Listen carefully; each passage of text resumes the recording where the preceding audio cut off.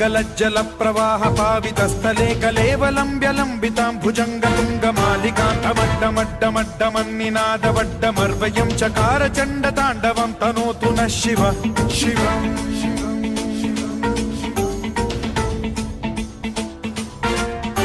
जटाकटाह सम्भ्रम भ्रम निलिम्ब निर्झरी विलोल वीचि वल्लरी विराजमान मूर्धनि धग धग धग ज्वलल्ललाट पट्ट पावके किशोर चन्द्रशेखरे रति प्रतिक्षणम् मम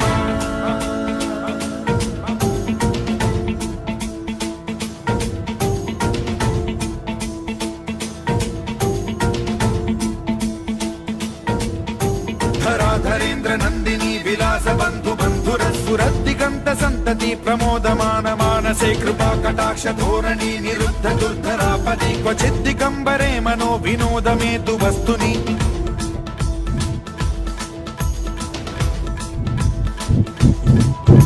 जटाभुजंग पिंगल स्फुरत् प्रणामणि प्रभा कदम्ब कुङ्कुमद्रव प्रलिप्त दिग्वधूमुखे मदान्ध सिन्धुर स्फुरत्वगुत्तरीय मेधुरे मनो विनोदमद्भुतं बिभर्तु भूत भर्तरि।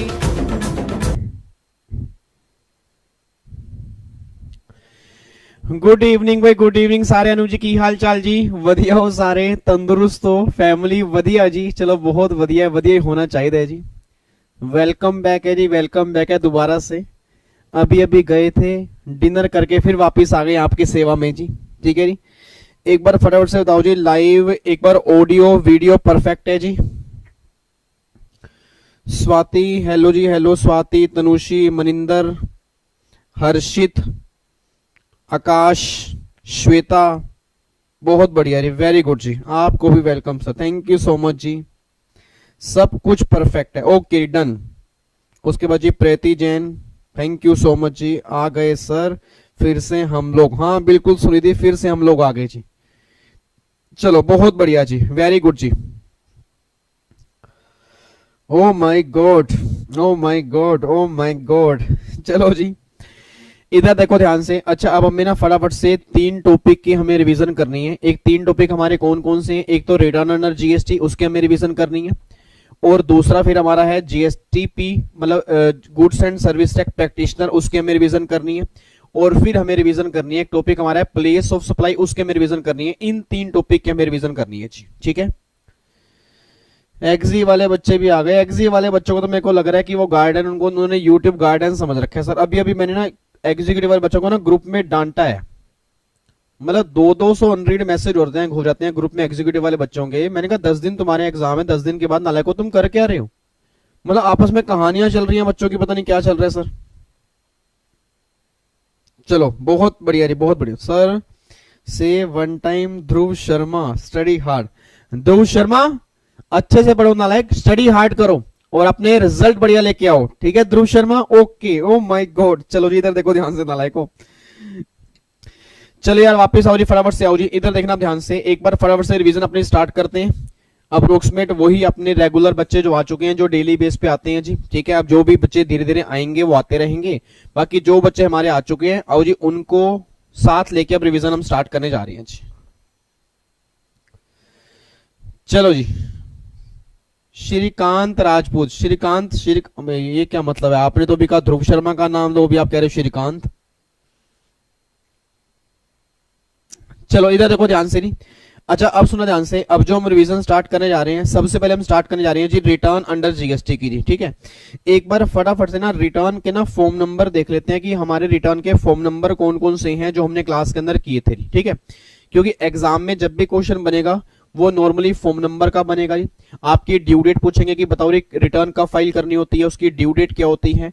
तो एक बार फटाफट से फॉर्म नंबर देखते हैं कि हमारे रिटर्न में कौन कौन से फॉर्म नंबर थे, उसकी ड्यू डेट क्या होगी, फिर प्रोविजन जो हमने क्लास में किए थे ना उसकी फटाफट से एक बार रिवीजन कर लेंगे। ठीक है, इधर देखो ध्यान से जी। चलो आपका रिवीजन बहुत हेल्प कर रहा है, thank you so much, thank you Pooja ji, thank you. चलो अब वापस आओ जी, फटाफट से आओ जी। एक बार ना रिटर्न के ना फॉर्म नंबर देख लो कि कौन से फॉर्म नंबर होते हैं जी। एक तो जीएसटीआर 1 आपका निकल के आ रही, एक तो जीएसटीआर 1 हमने क्लास में किया था। जीएसटीआर 2 मैंने कहा था कि अभी चल नहीं रहा, जीएसटीआर 3 अभी काम नहीं कर रहा, फिर अगला आएगा जीएसटीआर 3 भी। एक तो जीएसटीआर 1 निकल के आ रहा है और अगला क्या निकल के आ रहा है जीएसटीआर 3 भी, एक हमारा फॉर्म नंबर ये होगा। उसके बाद अगला फॉर्म नंबर जीएसटीआर 4 हमने किया कंपोजिट स्कीम वालों के लिए। फिर जीएसटी सीएमपी 08 जो कॉम्पोजिट स्कीम वाले एनुअल रिटर्न फाइल करते हैं, वो जो पेमेंट करेंगे वो क्वार्टरली बेस पे करेंगे, उसका होगा जीएसटी सीएमपी 08 होगा जी। फिर जीएसटी 5 होगा, किन के लिए होगा जी? एनआर के लिए। मतलब सिंपल सी बात है, एनआर के लिए जो एनआर वाले होंगे, जो नॉन रेजिडेंट होंगे, उनको जो रिटर्न फाइल करनी है वो जीएसटीआर 5 के अंदर फाइल करनी है। उसके बाद जी जीएसटीआर 5A जो है वो किन के लिए है? जो ओआईडीआर सर्विस वाले होते हैं, याद करो मैंने क्लास में कहा था ओआईडीआर की सर्विस वाले वो रिटर्न फाइल करेंगे, वो जीएसटीआर 5A के अंदर फाइल करेंगे। उसके बाद एक जीएसटीआर 6 आपने क्लास में किया होगा आईएसडी वालों के लिए, या तो अभी हमने चैप्टर रिवाइज किया आईएसडी का। अब आईएसडी वाले जो भी अपनी रिटर्न फाइल करेंगे वो फाइल कब करेंगे? जीएसटीआर 6 के अंदर फाइल करेंगे। उसके बाद जीएसटीआर 7 जो है वो हमारा किसके लिए? टीडीएस वालों के लिए। भाई जो टीडीएस काटते हैं उनको टीडीएस काट के जमा कब करवाना होगा? वो जीएसटीआर 8 में, अब 7 में रिटर्न अपनी फाइल करेंगे। जीएसटीआर 8 किसके लिए होगा? टीसीएस के लिए होगा जी। अब देखो सामने आपको मैं दिखाता हूं, भरी महफिल में एक बच्चा आकाश है आकाश नालायक बच्चा कह रहा है सर जीएसटीआर 8 तो टीसीएस के लिए होता है। उधर से स्माइली भी देखो सर कैसी, बहुत टेंशन वाली स्माइली, ऐसे स्माइली वाली कर भेज के कह रहा जीएसटीआर 8 तो टीसीएस वालों को होता है ना। नालायक, मेरे से गुस्सा खाओगे? मेरे से गुस्सा खाओगे? एक बात बताओ, टीसीएस जो होता है वो कौन काटते हैं भाई? नहीं, टीसीएस कौन काटते हैं सर? ईसीओ ही तो काटते हैं। एक बात, ईसीओ के अलावा टीसीएस कौन काटता है? मतलब वही है, बच्चा करे नहीं नहीं नहीं नहीं नहीं नहीं नहीं नहीं नहीं सर, टीसीएस अगर हमने पढ़ा है तो हम टीसीएस ही रट के जाएंगे, उसके अलावा देखो अगर कुछ आ गया तो हम नहीं कुछ कर सकते। नालायक, इधर देखो ध्यान से भी, जीएसटीआर 8 जो है वो किन के लिए? इलेक्ट्रॉनिक कॉमर्स ऑपरेटर जो टीसीएस कलेक्ट करते हैं उनके लिए उनको जीएसटीआर 8 फाइल करना होता है जी, ठीक है। उसके बाद देखो जीएसटीआर 9 किन के लिए होगा? जीएसटीआर 9 होगा एनुअल रिटर्न जो फाइल करनी पड़ती है वो जीएसटीआर 9 के अंदर फाइल करनी पड़ती है। उसके बाद जीएसटीआर 9B जो है वो अभी तक नोटिफाइड हुआ नहीं है। जीएसटीआर 9 अभी तक 9B जो अभी तक वो नोटिफाइड हुआ नहीं है, इसलिए हमारे किसी काम का भी नहीं है। 9C जो है वो रिकंसिलिएशन स्टेटमेंट का है, और इसमें इसमें ना एक फॉर्म नंबर मिस है, वो आपका जीएसटीआर 9A है। अगर आपको ध्यान आ रहा हो 9A किन के लिए होता है? जो कॉम्पोजिट वाले, याद करो कॉम्पोजिट वाले जो एनुअल रिटर्न फाइल करते हैं उनका जो होता है वो जीएसटीआर 9A होता है जी, ठीक है। उसके बाद फिर आपका जीएसटीआर 10 आएगा। 10 में क्या जाएगी? आपकी फाइनल रिटर्न जाएगी। और जीएसटीआर 11 जो होगा उसमें क्या होगा? जो आपकी यूनिक आइडेंटिफिकेशन नंबर होल्डर होते हैं, यूआईएन होल्डर होते हैं, उनको जो अपनी इनवर्ट सप्लाई की डिटेल फाइल करनी होती है वो जीएसटीआर 11 के अंदर फाइल करनी होती है। ये तो हो गए फॉर्म नंबर। अब ये टेंशन मत लेना कि सर इतनी जल्दी आपने क्यों करवा दी। मैंने भी करवाई नहीं है सर, मैं दोबारा बोल दूं, मैंने भी करवाई नहीं है। सिर्फ एक बार मैंने फॉर्म नंबर बताया कि फॉर्म नंबर नॉर्मली कौन कौन से होते हैं, कि जीएसटीआर 1 से लेके जीएसटीआर 11 तक जो आपके फॉर्म नंबर होते हैं रिटर्न के अंदर। अभी हमने डिस्कस कुछ भी नहीं किया, एक बार थोड़ा सा बस ये बता रहा हूं कि जीएसटीआर 1 से लेके आपके जीएसटीआर 11 तक फॉर्म नंबर होते हैं, जिसमें 2 अभी काम नहीं कर रहा, 3 अभी काम नहीं कर रहा, 1 काम कर रहा है, 3 भी काम कर रहा है, 4 काम कर रहा है, 5 काम कर रहा है, 5A काम कर रहा है, 6 काम कर रहा है, 7 काम कर रहा है, 8 काम कर रहा है, 9 काम कर रहा है, 9A काम कर रहा है, 9B काम नहीं कर रहा, 9C काम कर रहा है, 10 काम कर रहा है, 11 काम कर रहा है। ये आपके सारे के सारे फॉर्म नंबर होते हैं जब हम रिटर्न फाइलिंग की बात करते हैं, ठीक है जी।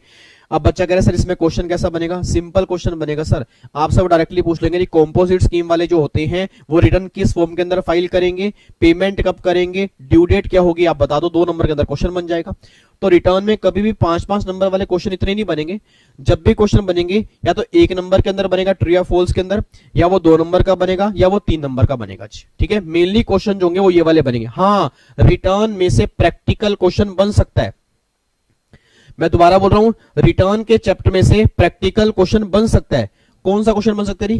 जितने बच्चे अब रेगुलर बैच वाले होंगे या यूट्यूब फैमिली के बच्चे होंगे, याद करो सर, आपको मैंने कहा था जीएसटीआर 1 जो आपकी आउटवर्ड सप्लाई की स्टेटमेंट जाती है, याद आ रहा है कुछ आपको? अगर B2B वाले केस हैं तो जीएसटीआर 1 में सारे इनवॉइस अपलोड करने पड़ते हैं। फिर B2C वाले केस में कोई हमने 2.5 लाख रुपए की लिमिट की थी। फिर एक हमने काफी बड़ा प्रैक्टिकल क्वेश्चन किया था, वो क्वेश्चन आपके एग्जाम के अंदर बन सकते हैं। तो रिटर्न के चैप्टर में वैसे थ्योरी बेस्ड क्वेश्चन बनेगा, बट एक क्वेश्चन प्रैक्टिकल बन सकता है, वो कौन सा है उसको भी हम डिस्कस कर लेंगे, ठीक है जी। बट ये बताओ पहले, ये क्लियर हो गया कि जीएसटीआर 1 से लेके 11 तक फॉर्म नंबर होते हैं जी, इसमें कोई दिक्कत तो नहीं है। तो जीएसटीआर 1 से लेके 11 तक हमारे फॉर्म नंबर होंगे। अब कौन कौन से फॉर्म नंबर काम कर रहे हैं, कौन कौन से काम नहीं कर रहे, एक बार मैंने आपको बता दिया, ठीक है। अब इधर देखो ध्यान से, अब जो हमने रिवीजन स्टार्ट करनी है ना सर, हमें रिवीजन स्टार्ट करनी है इस डायग्राम से जो मैंने क्लास में आपको बनवाया था। एक बार मैं उस डायग्राम के ऊपर वापस आ रहा हूं जी। अब यहां पे देखना जी, इधर देखो ध्यान से जी। अब यहां पे ये डायग्राम आपके सामने है जी। जो रेगुलर बैच वाले बच्चे होंगे उनके पास तो बना होगा, जो रेगुलर बैच वाले बच्चे नहीं होंगे एक बार वो यहाँ पे देख लेंगे। ये डायग्राम हमारा पूरा समरी डायग्राम है, इसमें सेक्शन 37 भी है, 38 तो है नहीं क्योंकि 38 जीएसटीआर 2 का है, जीएसटीआर 2 भी काम ही नहीं कर रही। 37 है, 39 है, 40 है, 44 है, 45 और 46 है। मतलब जितने भी अभी रिटर्न प्रैक्टिकली अभी चल रही है सारे के सारे सेक्शन जो है वो आपके सामने है। ठीक है, इधर देखो ध्यान से। ठीक है, एक बच्चा कह रहा है सर कस्टम की प्रैक्टिस के लिए वीडियो अवेलेबल है। यस, आप अगर प्लेलिस्ट के ऊपर जाओगे आपको कस्टम के क्वेश्चन की प्रैक्टिस की वीडियो वहां पे मिल जाएंगी अगर आप प्लेलिस्ट के अंदर जाके देखोगे। चलो वापस आ जाओ जी, इधर देखो ध्यान से। अब सबसे पहला सेक्शन जो हम रिवाइज करने जा रहे हैं दैट इज सेक्शन नंबर 37। अब ये 37 है क्या वो सुनो ध्यान से। पहली बात 37(1) जो है ना, 37(1) जो है वो एवरी रजिस्टर्ड पर्सन पे एप्लीकेबल होगा इंक्लूडिंग कैजुअल टैक्सेबल पर्सन। एक बार दोबारा बोल रहा हूं, 37(1) जो है वो एवरी रजिस्टर्ड पर्सन पे एप्लीकेबल होगा इंक्लूडिंग कैजुअल टैक्सेबल पर्सन। अब 37(1) है क्या, वो ये बात कहता है कि अगर कोई रजिस्टर्ड पर्सन है इंक्लूडिंग कैजुअल टैक्सेबल पर्सन, वो जितनी भी अपनी आउटवर्ड सप्लाई करेगा ना उसको आउटवर्ड सप्लाई की स्टेटमेंट फाइल करनी पड़ेगी। अच्छा, क्या मेरी क्लास में सिंगल बच्चा ऐसा है जो मुझे बता दे कि जीएसटीआर 1 जो है क्या वो रिटर्न है या स्टेटमेंट है? एक बार मेरे को ये बताओ जी, जीएसटीआर 1 जो है क्या वो रिटर्न है या स्टेटमेंट है जी? मेरे को ये बताओ जी।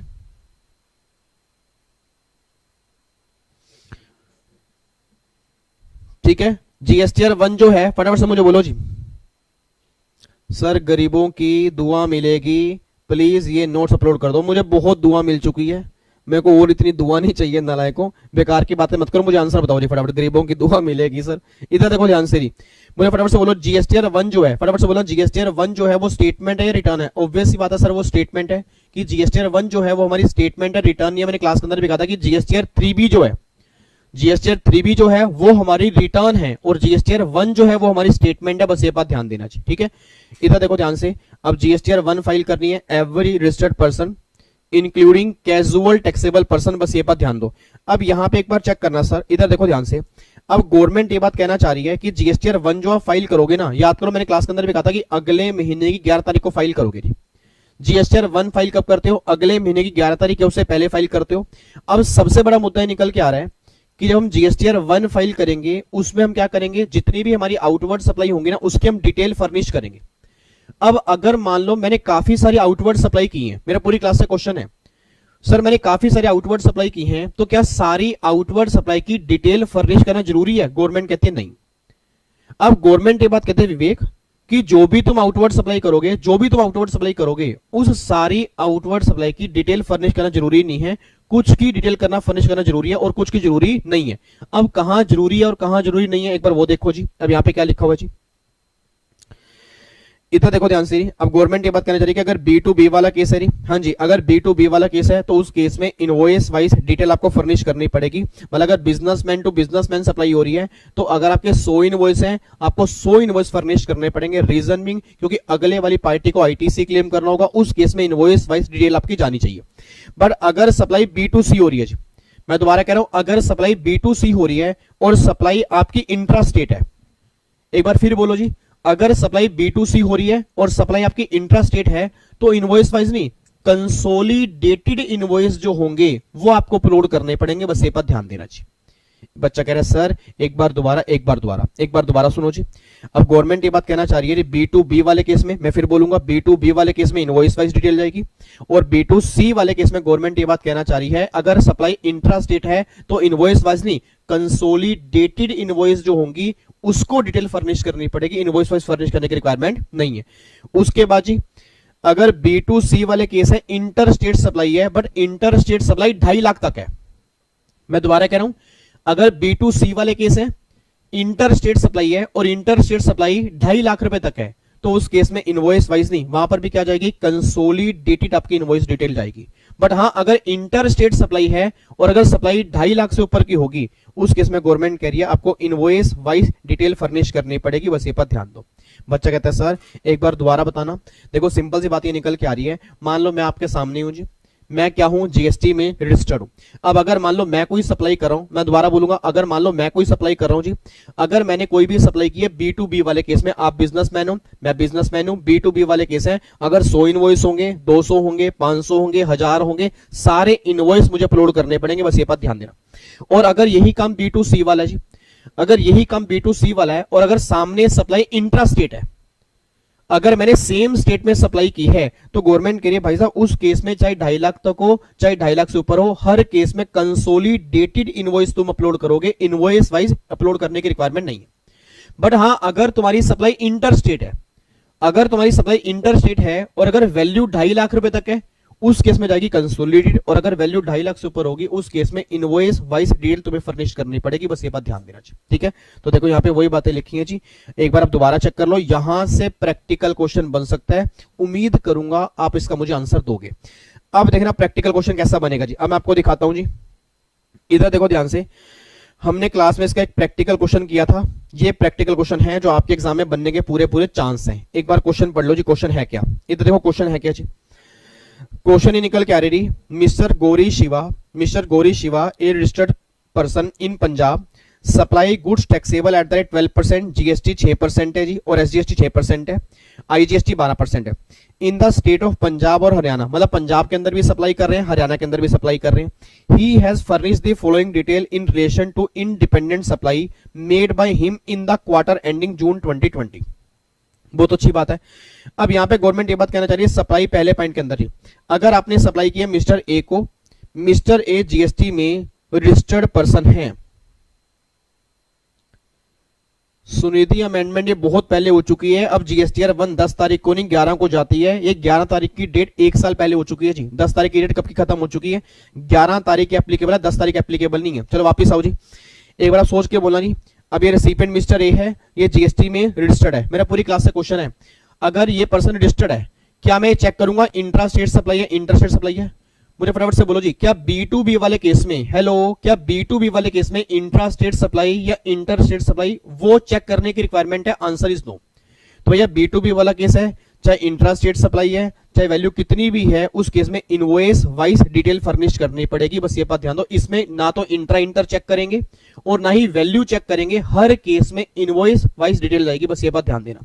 उसके बाद देखो जी, अगला केस निकल के आ रहा है, मिस्टर बी है जी, मिस्टर बी रेसिपिएंट है, ये भी क्या है, जीएसटी में रजिस्टर्ड है, सप्लाई कौन सी है, इंटरस्टेट। मैं कह रहा हूं कोई भी सप्लाई हो, वैल्यू कितनी ही क्यों ना हो, इस केस के अंदर भी क्या जाएगी, इनवॉइस वाइज डिटेल फर्निश करनी पड़ेगी, ये बात ध्यान दो।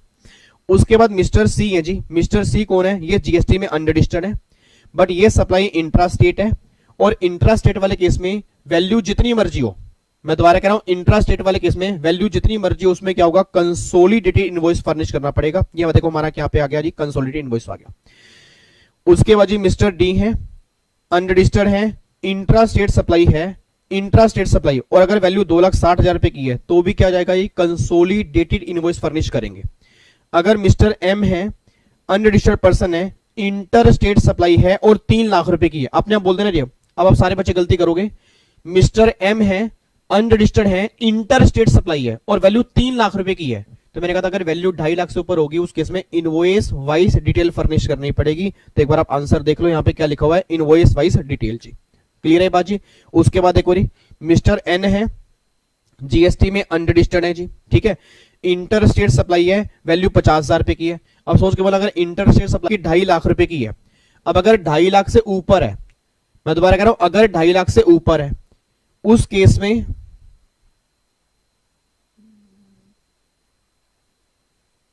हेलो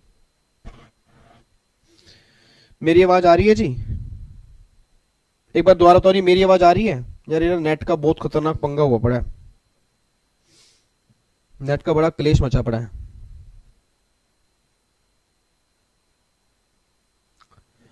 हेलो, मेरी आवाज आ रही है, फटाफट से बताओ जी। फोर्थ वाला समझ नहीं आया, चलो वापिस आओ जी एक बार।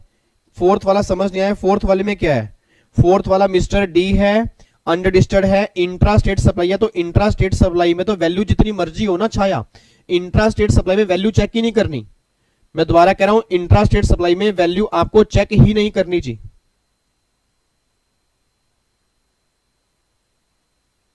मुझे स्टार्ट कहां से करना है ये बताओ मेरे को स्टार्ट कहां से करना है? 6 से स्टार्ट करना है। चलो एक बार मैं पहले फोर्थ समझा दूं जी, एक बार पहले फोर्थ समझा दूं। देखो फोर्थ में क्या है, इंट्रा स्टेट सप्लाई है, वैल्यू जितनी मर्जी हो जी, इंट्रा स्टेट सप्लाई में आपकी वैल्यू जितनी मर्जी हो उस केस में कंसोलिडेटेड इनवॉइस की डिटेल जाएगी, इनवॉइस वाइज नहीं जाएगी जी, बस ये बात ध्यान देना चाहिए, ठीक है।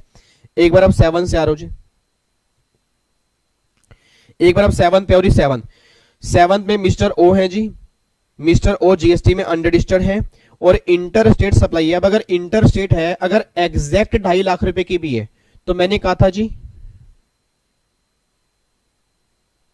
हेलो हेलो हेलो, मेरी आवाज आ रही है यार? पहले मेरे को तो समझ नहीं आ रहा मेरी आवाज आ रही है नहीं आ रही? क्लियर चल रहा है जी? हाँ चलो बहुत बढ़िया, हाँ मतलब आंसर आ रहे हैं, चलो हाँ ठीक है। इधर देखो ध्यान से, इधर देखो, इधर देखो ध्यान से, इधर देखो जी। अब यहाँ पे एक बार मैं कहां से स्टार्ट करूं? मैं स्टार्ट करता हूं 6 से। एक बार मैं 6 से स्टार्ट कर रहा हूं जी। मिस्टर एन है, मिस्टर एन है, ये पर्सन जीएसटी में अनरजिस्टर्ड है, इंटर स्टेट सप्लाई है और 50,000 रुपए। अब अगर 2.5 लाख तक होगी उस केस में क्या जाएगा? कंसोलिडेटेड जाएगा। पॉइंट नंबर 7 में आओ जी, मिस्टर ओ है, अनरजिस्टर्ड है, इंटर स्टेट सप्लाई है। अब सोच के बोला अगर 2.5 लाख है, अगर एग्जैक्ट 2.5 लाख तक भी होगी तो भी क्या होगा? कंसोलिडेट होगा। सर अगर वैल्यू 2.5 लाख से ऊपर होगी उस केस में इनवॉइस वाइज की बात होती है। उसके बाद मिस्टर पी जो है, मिस्टर पी जो है ये जीएसटी में अनरजिस्टर्ड है, ये जीएसटी में अनरजिस्टर्ड है, इंटर स्टेट सप्लाई है और वैल्यू 2,80,000 रुपए की है। अब सोच के बोला अगर इंटर स्टेट सप्लाई है, जीएसटी में अनरजिस्टर्ड है और अगर वैल्यू 2,80,000 रुपए की है उस केस में क्या होगा? इनवॉइस वाइज डिटेल फर्निश्ड होगी, बस ये बात ध्यान देना जी। देखो यहाँ पे क्या आएगा? इनवॉइस वाइज आएगा जी। उसके बाद मिस्टर क्यू है, रजिस्टर्ड पर्सन है जी, इंट्रा स्टेट सप्लाई है। मैं कह रहा हूं सर रजिस्टर्ड पर्सन में कुछ चेक ही नहीं करना। इट मीन अगर B2B वाला केस है, अगर B2B वाला केस है, चाहे इंट्रा स्टेट हो, इंटर स्टेट हो, चाहे वैल्यू कितनी ही क्यों ना हो, हर केस में इनवॉइस वाइज डिटेल ही फर्निश करनी पड़ेगी, बस ये बात ध्यान दो।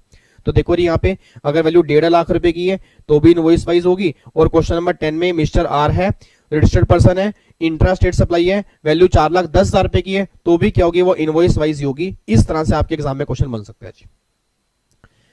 तो जो मैं कह रहा हूं कि प्रैक्टिकल क्वेश्चन बनने के चांस हैं वो ये वाला प्रैक्टिकल बन सकता है। उम्मीद करूंगा अब इसमें कोई दिक्कत नहीं है जी, ठीक है जी, कोई दिक्कत तो नहीं है। एक बार फटाफट से क्लियर कर दो, इस 10 के 10 एग्जाम्पल में कोई दिक्कत है या नहीं है जी? जल्दी बोलो फटाफट से जी। 10 के 10 एग्जाम्पल में कोई भी दिक्कत जी?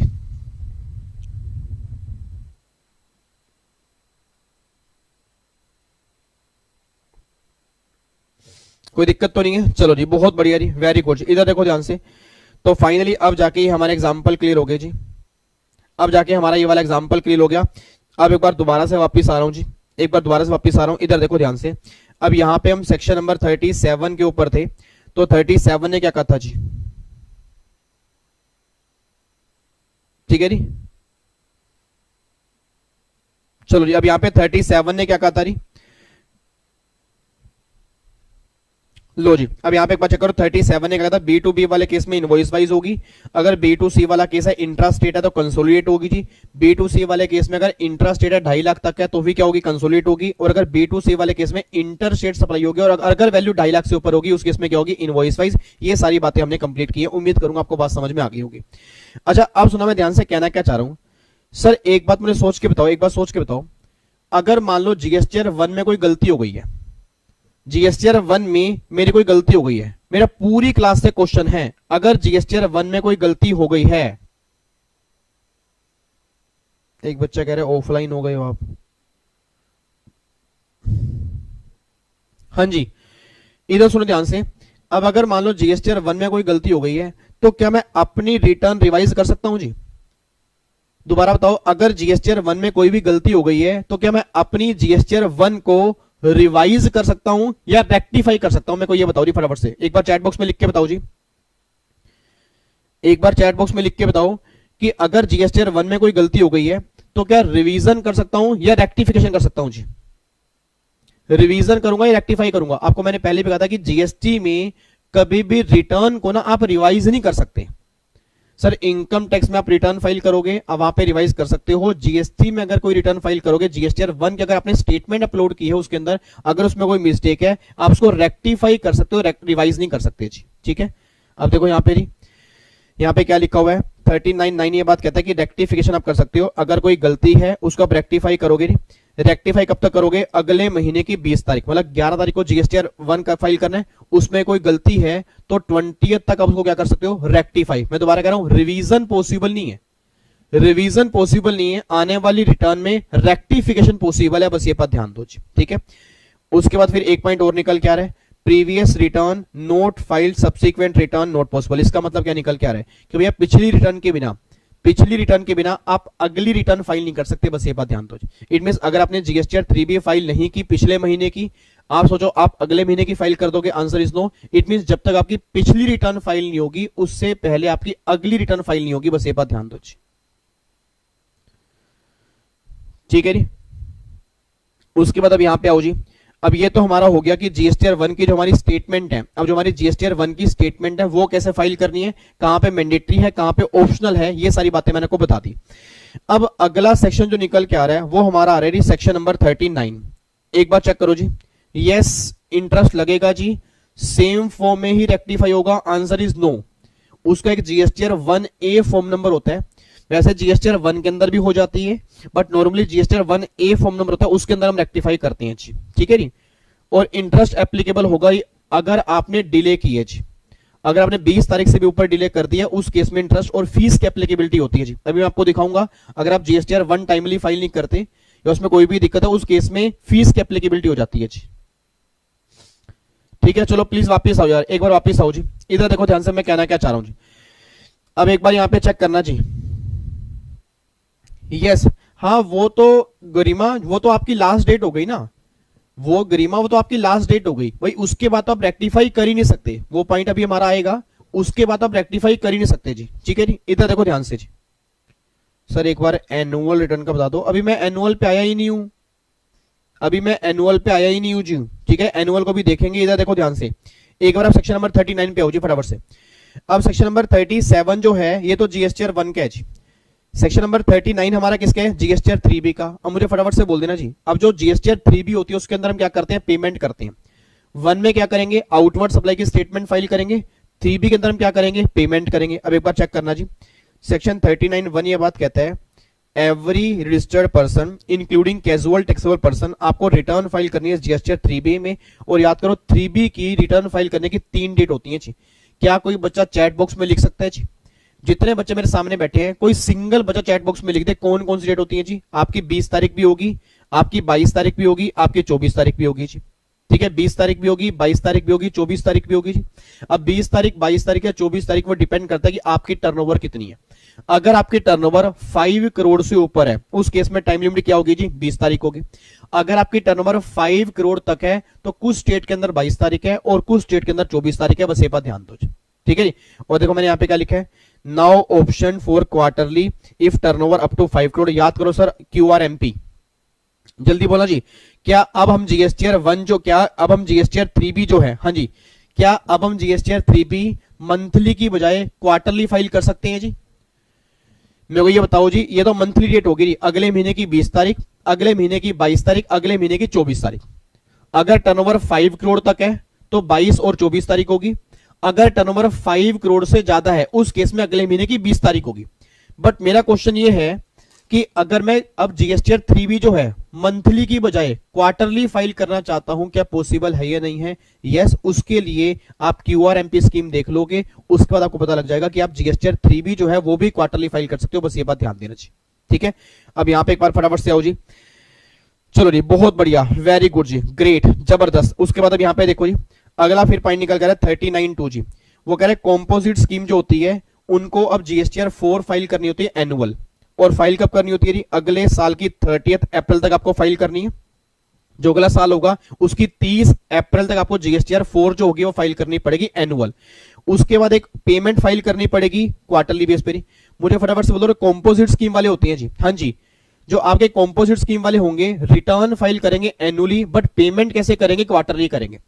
अब जो रिटर्न फाइल करेंगे वो तो जीएसटीआर 4 में करेंगे, और जो पेमेंट करेंगे वो कैसे करेंगे? GST CMP 08 जो आपका फॉर्म नंबर होगा उसके अंदर करेंगे। एक बार देखो यहाँ पे देखो जी, यहाँ पे गवर्नमेंट क्या कहना चाह रही है कि आप रिटर्न फाइल करोगे 30 अप्रैल को एनुअल बेस पे, और पेमेंट कैसे करोगे, क्वार्टरली बेस पे। जीएसटी PMT 08 फॉर्म नंबर आपका होगा जी, और यहाँ पे 18th of the next quarter, 18th of the next quarter जी, CMP 08 आएगा जी, ठीक है। ये बात क्लियर है जी, ओके जी, डन। उसके बाद देखो 39(3) क्या निकल के आ रहा है जी, टीडीएस डिडक्टर, ये भी GSTR 7 फाइल करेंगे। टीडीएस जी, टीडीएस वाले कौन सा फाइल करेंगे, GSTR 7 अगले महीने की 10 तारीख या उससे पहले आपको GSTR 7 की रिटर्न फाइल करनी है टीडीएस वाले केस में। उसके बाद सेक्शन 39(4) ये बात कहता है कि ISD वाले जो है वो भी रिटर्न फाइल करेंगे। कब फाइल करेंगे, फॉर्म नंबर GSTR 6 का होगा अगले महीने की 13 तारीख या उससे पहले। मतलब ISD जो भी हमने टॉपिक किया उनको भी रिटर्न फाइल करनी है, GSTR 6 के अंदर फाइल करनी है, और कब फाइल करनी है, अगले महीने की 13 तारीख या उससे पहले फाइल करनी होगी GSTR 6। उसके बाद non resident casual, non resident taxable person, यानी NRTP। अब जो NRTP होंगे वो रिटर्न फाइल करेंगे GSTR 5 में। कैसे फाइल करेंगे, मंथली बेस पे। उनकी डेट क्या होगी, अगले महीने की 20 तारीख, या जो उनका रजिस्ट्रेशन कैंसिल होगा, मतलब जितने दिन का होगा ना वहां से लेके 7 दिन। एक बार दोबारा बोलूंगा, अगर मैं GSTR 5 की फाइल की बात करूंगा सब, तो GSTR 5 फाइल करनी होगी अगले महीने की 20 तारीख, या जब उनका रजिस्ट्रेशन होगा वहां से 7 दिन, विच एवर इज अर्लियर जो होगी, उनको ये रिटर्न फाइल करनी पड़ेगी GSTR 5 के अंदर। अरे अब जो रिटर्न फाइल करने की डेट है, सोच के बोलना, क्या उसमें एक्सटेंशन पॉसिबल है, बिल्कुल पॉसिबल है। और ये बात कहां पे लिखी है, आपका सेक्शन 39 सब सेक्शन 6 जो है उसके अंदर ये बात लिखी हुई है जी।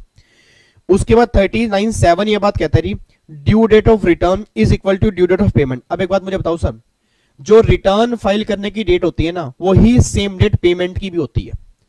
याद करो, मैंने क्लास में कहा था कि जो हम GSTR 3B फाइल करते हैं अगले महीने की 20 तारीख को फाइल करते हैं, और जो GSTR 3B रिटर्न फाइल करने की डेट होगी वही सेम डेट पेमेंट की होगी। यही सेम बात यहां पे लिखी है जी। देखो यहां पे क्या लिखा है कि जो आपकी रिटर्न फाइल करने की डेट होगी वही सेम डेट आपकी पेमेंट की भी होगी, बस ये बात ध्यान दो। ये बात क्लियर है जी। उसके बाद मुझे एक बात और बताओ जी, अब जो 39(8) ये बात कहता है, अगर मान लो नील रिटर्न है जी, सोच के बोलना, क्या नील रिटर्न फाइल कर सकते हैं, नहीं कर सकते, यस या नो, यस फाइल करेंगे।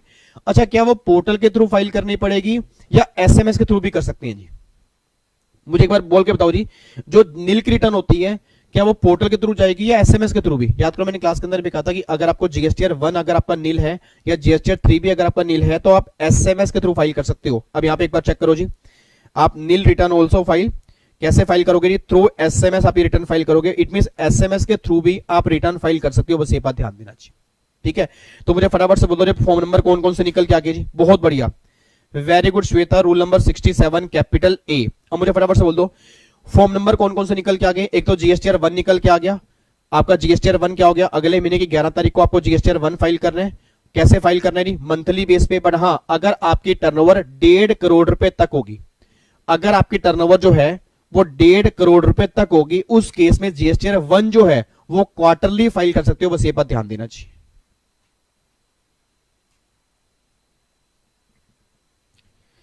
ये क्या पंगा है, क्या क्लेश हो रही है।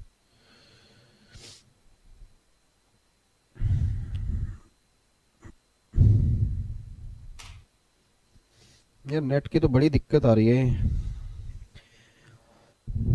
मेरे को ये बताओ जी, लास्ट मेरी आवाज आपने कहां तक सुनी थी, और मैं अभी लाइव आ रहा हूं, नहीं आ रहा। नहीं रुका था सर, नहीं सर सब सही है, ओके, मतलब सभी सही, मतलब मेरे आपने सुना था ना, कोई दिक्कत तो नहीं आ रही थी। चलो इधर सुनो ध्यान से, तो मुझे लग रहा था कई बच्चों ने लिख दिया ऑफलाइन आ रहा है। चलो बहुत बढ़िया, वेरी गुड जी। एक बार अब दोबारा से, डन डन डन डन, एक बार अब दोबारा से नहीं, एक बार दोबारा बोल रहा हूं, एक बार सारे बच्चे ना यार चैट बॉक्स में ना लिखते रहना जी, एक बार ना सारे बच्चे चैट बॉक्स में लिखते रहना, ताकि मुझे लगे कि हाँ भाई मैं ऑनलाइन हूं, क्योंकि ना मुझे पता नहीं लगता सर, मैं ना लाइव थोड़ा कम पढ़ता हूं।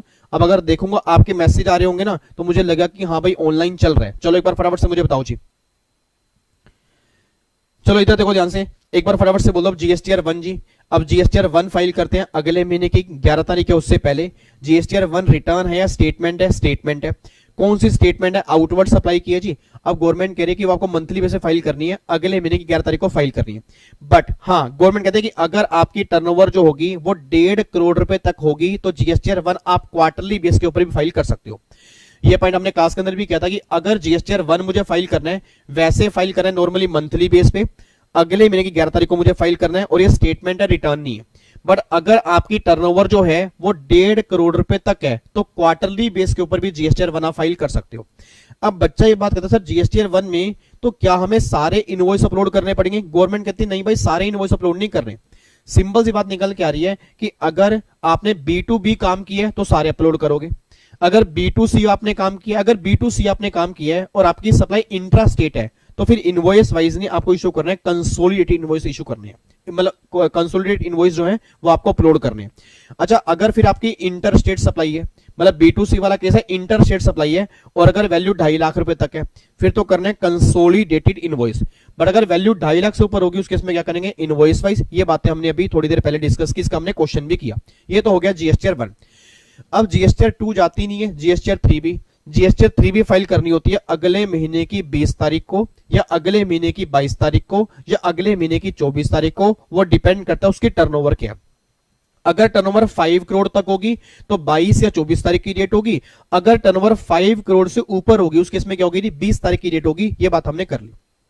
बट अब एक नई स्कीम गवर्नमेंट ने निकाल दिया क्यूआरएमपी की। गवर्नमेंट कह रही है उस केस में आप जीएसटीआर 3 भी जो है क्वार्टरली बेस के ऊपर फाइल कर सकते हो, प्रोवाइडेड आपकी टर्नओवर जो है वो 5 करोड़ तक होनी चाहिए। और वो क्यूआरएमपी स्कीम आपको मैंने बता दिया अमेंडमेंट क्लास के अंदर, अगर आप जाके देखोगे उसमें आपको सारा समझ में आ जाएगा। ये बात क्लियर हो गई।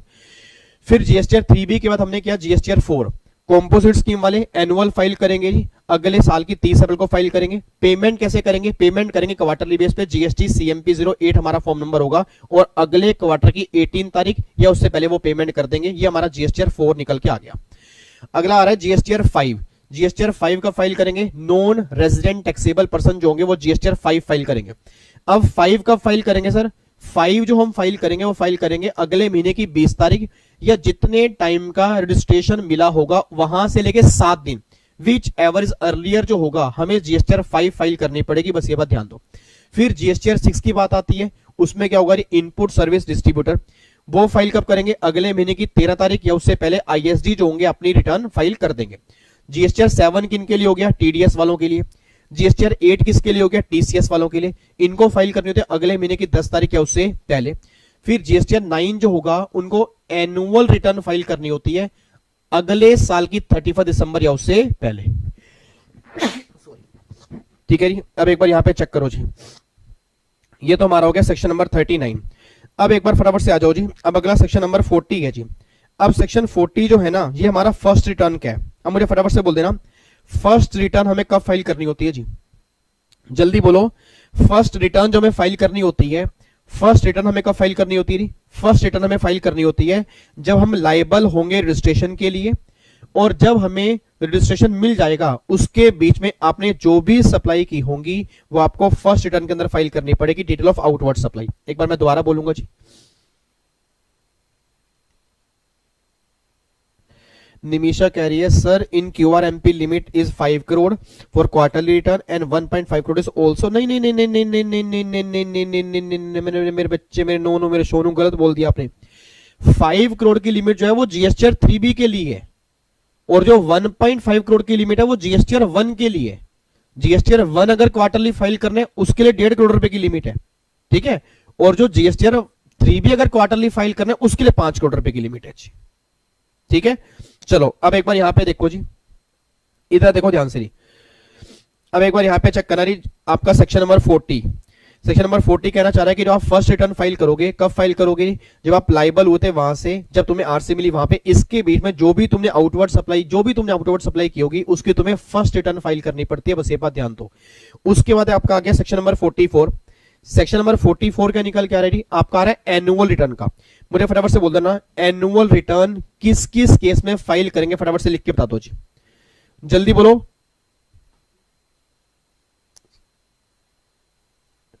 मैं साफ क्लियर कर रहा हूं जी। जीएसटीआर 1 की ड्यू डेट एक बार दोबारा सुन लो, 11th है, 11th है, 11th है, 11th है, 11th है। 10 तारीख पहले होती थी, अब 10 तारीख नहीं है, ठीक है जी। तो सिंपल सी बात है, जीएसटीआर 1 जो है वो 11th है। मैंने अभी दोबारा क्लियर कर दिया जी। चलो इधर देखो ध्यान से, मुझे फटाफट से चैट बॉक्स में लिख के बताओ एनुअल रिटर्न जो होती है वो कहां कहां फाइल करती है जी। एक तो हम फाइल करते हैं, याद करो, जीएसटीआर 9 में नॉर्मल पर्सन के लिए, एक कॉम्पोजिट वाले फाइल करते हैं 9A में, ठीक है जी। उसके बाद जो रिकंसिलेशन स्टेटमेंट जाती है वो आपकी 9C के अंदर जाती है, और जो OIDAR की सर्विस वाले होते हैं वो 9B के अंदर फाइल करते हैं, बट 9B अभी इफेक्ट में नहीं है जी, ठीक है जी, 9B अभी इफेक्ट में नहीं है, ठीक है। इधर देखो ध्यान से, फटाफट से एक बार यहां पे आओ जी। अब देखो जी, सेक्शन नंबर 44, यहां पे क्या लिखा हुआ है, registered person, casual taxable person को छोड़ के इनको जीएसटीआर 9 फाइल करना होगा। अब 9 का फाइल करना होगा 31 दिसंबर या उससे पहले। कॉम्पोजिट स्कीम वालों को जीएसटीआर 9A फाइल करना होगा, OIDR सर्विस वालों को 9B फाइल करना होगा, बट 9B जो अभी इफेक्ट में नहीं है। उसके बाद सेक्शन नंबर 44(2) कहता है रिकंसिलेशन स्टेटमेंट जो जाएगी वो आपके 9C के अंदर रहेगी, उसकी टाइम लिमिट क्या होगी, अगले साल की 31 दिसंबर या उससे पहले। मतलब एनुअल रिटर्न हो या रिकंसिलेशन स्टेटमेंट हो, दोनों की टाइम लिमिट जो है वो अगले साल की 31 दिसंबर या उससे पहले, बस ये बात ध्यान देना चाहिए, ठीक है जी, वेरी गुड यार। उसके बाद फिर आप कहते हैं सेक्शन नंबर 45, सेक्शन 45 कह रही फाइनल रिटर्न। अब मुझे फाइनल कब फाइल करनी है, एक बार चैट बॉक्स में लिख के बोला सर फाइनल रिटर्न मुझे फाइल कब करनी होती है। फाइनल रिटर्न मुझे फाइल करनी होती है जब मुझे कैंसिलेशन होगा या कैंसिलेशन ऑर्डर मिलेगा, विच एवरेज लेटर जो होगा ना, उसके 3 महीने के अंदर अंदर मुझे फाइनल रिटर्न फाइल करनी पड़ेगी। एक बार दोबारा कह रहा हूं सर, अगर मान लो मैं बिजनेस कैरी कर रहा हूं, मेरा रजिस्ट्रेशन कैंसिल हो गया जी, मुझे कैंसिल करवाना है, तो गवर्नमेंट कह रही तुम्हें फाइनल रिटर्न फाइल करनी पड़ेगी। कब तक फाइल करनी पड़ेगी, जब तुम्हारा कैंसिल हुआ और जब कैंसिलेशन ऑर्डर होगा, इनमें से जो भी लेटर होगा उसके 3 महीने के अंदर मुझे क्या फाइल करनी पड़ेगी, फाइनल रिटर्न। ये बात ध्यान दो। तो एक बार चेक करो जी, देखो यहां पे तो date of completion, date of cancellation और cancellation order whichever is later से 3 महीने को फाइल करनी है आपको आपकी फाइनल रिटर्न। उसके बाद आपका आ रहा है सेक्शन नंबर 46।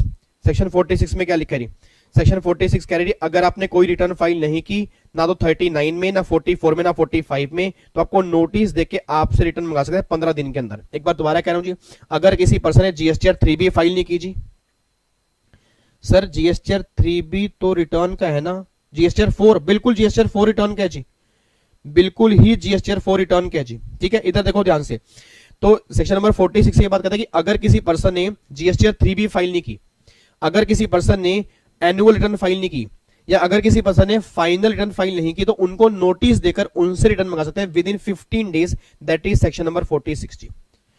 उसके बाद देखो अगर कोई पर्सन रिटर्न फाइल करने में फेल होता है, मान लो अगर कोई पर्सन रिटर्न टाइमली फाइल नहीं करेगा, उस केस में क्या लगेगी, फीस लगेगी।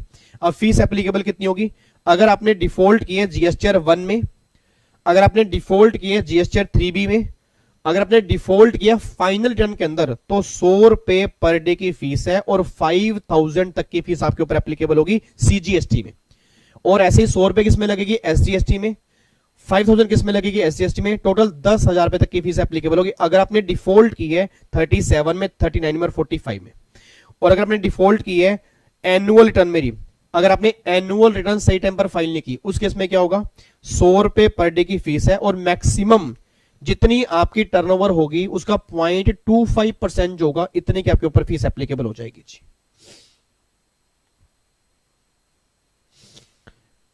ऋषिकेश कह रहा है सर जीएसटीआर 9 किसके लिए होता है, ऋषिकेश जीएसटीआर 9 जो होता है वो एनुअल रिटर्न के लिए होता है जी, एनुअल के लिए जी। जीएसटीआर 9 जो होता है वो एनुअल के लिए होता है जी, ठीक है जी। तो एक बार मैं दोबारा बोल रहा हूं जी, एक बार फिर बोल रहा हूं जी, अगर आपने जीएसटीआर 1 सही टाइम पर फाइल नहीं की, अगर आपने 3B में कोई डिफॉल्ट किया या फाइनल में कोई डिफॉल्ट किया, तो 100 रुपए पर डे की फीस है अंडर सीजीएसटी, 100 रुपए पर डे अंडर एसजीएसटी है, टोटल होगी 200 रुपए और 5000 तक की मैक्सिमम फीस है। और अगर आपने डिफॉल्ट एनुअल रिटर्न में किया है तो उस केस में आपका होगा 100 रुपए पर डे और 0.5% ऑफ टर्नओवर। ये बात ध्यान देना चाहिए। ज्योति कह रही है सर सितंबर और दिसंबर का क्लियर कर दो। ज्योति सितंबर तो होती है जो जीएसटीआर 1 की स्टेटमेंट फाइल करनी होती है ना, वो मैक्सिमम फाइल करनी होती है सितंबर की रिटर्न की ड्यू डेट तक, और दिसंबर होती है एनुअल रिटर्न, मतलब जो आपकी एनुअल रिटर्न जानी है उसकी जो आपकी ड्यू डेट होगी ना, वो आपकी दिसंबर होगी जी, ठीक है। तो जो आपकी सितंबर है वो तो एक नॉर्मल है, और दिसंबर जो है वो एनुअल रिटर्न की है जी। पूजा कह रही है सर रिकंसिलेशन स्टेटमेंट एक बार आप बता दीजिए क्या होता है। रिकंसिलेशन स्टेटमेंट मींस क्या होती है, जिसमें आपकी सेल और परचेज को रिकंसाइल करते हैं, आपस में मैचिंग करते हैं। एक्चुअल में आप एक बात बताओ, आपने अकाउंट्स में एक चैप्टर किया होगा ना, रिकंसिलेशन ऑफ स्टेटमेंट। बोलो हाँ, कम से कम इतना तो बोल दो। आप अगर एग्जीक्यूटिव क्लियर हो तो आपने एक चैप्टर किया होगा रिकंसिलेशन ऑफ स्टेटमेंट, उसमें आप क्या करते हो, अकाउंट्स को रिकंसाइल करते हो ना। तो वही सेम बात यहां पे है। अब गवर्नमेंट कह रही कि आपस में हम रिकंसाइल करेंगे, और जो उसकी रिकंसिलेशन स्टेटमेंट तुम फाइल करोगे ना, वो अगले साल की 31 दिसंबर या उससे पहले फाइल करोगे जीएसटीआर 9C के अंदर। जी सर, जो 18% इंटरेस्ट लगता है वो कब लगता है? 18% इंटरेस्ट मेरे बच्चे तब लगता है जब अगर आपने जीएसटीआर 3B में जो आपको जीएसटी पे करना था, अगर आपने वो टाइमली पे नहीं किया। जी अगर आपने जीएसटीआर 3B में जो जीएसटी पे करना था, अगर वो आपने टाइमली पे नहीं किया, उस केस में फिर 18% पर एनम इंटरेस्ट लगेगा। जी ठीक है जी। चलो, अब कोई दिक्कत तो नहीं है, ये बात क्लियर हो चुकी है जी। चलो अब यहां पे एक बार आओ जी, फटाफट से आओ जी, एक बार फटाफट से आओ जी। अब ये तो हो गई भाई कौन कौन सी रिटर्न जाती है, किस फॉर्म में रिटर्न जाती है, ये सारी की सारी बातें हमारी कंप्लीट हो चुकी हैं। ठीक है, अब अगला पॉइंट ये निकल के आ रहा है जीएसटी प्रैक्टिशनर। अब सुनो ध्यान से, जब जीएसटी प्रैक्टिशनर क्या होते हैं जी। अब पहली बात तो ना ये समझ लो, पहली बात तो ये समझ लो कि जीएसटी प्रैक्टिशनर जो है ना, वो कोई भी बन सकता है। पहली बात तो ये, अगर मैं चार्टेड अकाउंटेंट हूं, मैं टीचिंग कर रहा हूं, मैं जीएसटी की प्रैक्टिस नहीं कर रहा, मैं चार्टेड अकाउंटेंट हूं, मैं प्रैक्टिसिंग में नहीं हूं, फिर भी मैं जीएसटी मतलब जीएसटी भी बन सकता हूं जी। मतलब पहले अपने दिमाग से एक बात लेके चलो सर, जीएसटी प्रैक्टिशनर जो है वो कोई भी बन सकता है, कुछ कंडीशन सेटिस्फाइड करनी होंगी, अगर वो कंडीशन सेटिस्फाइड करोगे तो आप जीएसटी प्रैक्टिशनर बन जाओगे जी। एक बार बताना मेरी आवाज आ रही है जी?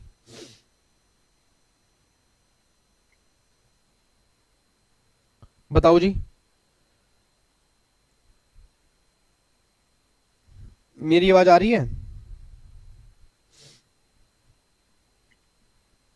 हाँ बिल्कुल बिल्कुल प्रति, वो टेस्ट देना होता है, उस पे अभी मैं आ रहा हूँ जी, उस पे अभी मैं आ रहा हूँ, टेस्ट देना होता है। अब यहाँ पे देखो जी, इधर देखो ध्यान से, अब प्लीज ध्यान सुनना जी। ओके ओके, डन है जी, डन है, डन है, डन है, डन। इधर सुनो ध्यान से। अब जीएसटी प्रैक्टिशनर जो होते हैं ना सर, पहले सुनो एक्चुअल में प्रैक्टिशनर होते क्या है।